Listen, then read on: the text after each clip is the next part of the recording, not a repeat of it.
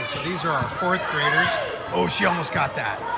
Okay, so we got these kids over here. We got these kids over here. So compared to the last video, you're going to even see a bigger difference where these guys have more strength. They can make the ball bounce back further. I've moved the nets back for them.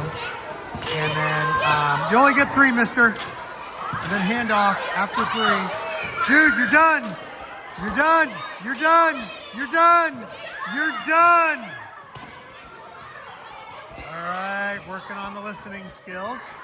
So anyway, you're going to see more hand-eye coordination at this level. These are our 4th graders at Springville. They're tracking the ball a little bit better. The ball with more power is going to bounce back to them further. Their catching skills are a little bit more advanced.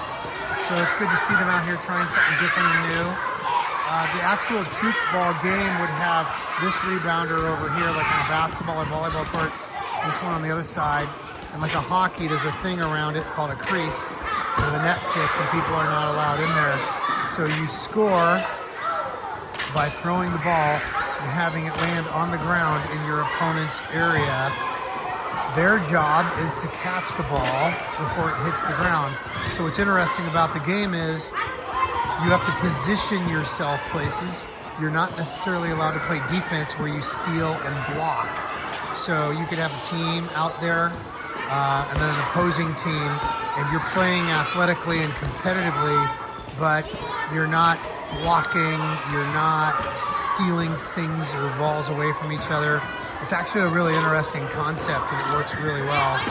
You Google it up, you can see leagues in Europe and in Asia, and it's a very fluid, athletic, fun-looking sport. I would definitely play it. It actually, to me, takes a lot more brain power, because our inclination is to, dude, we don't want to do that, please.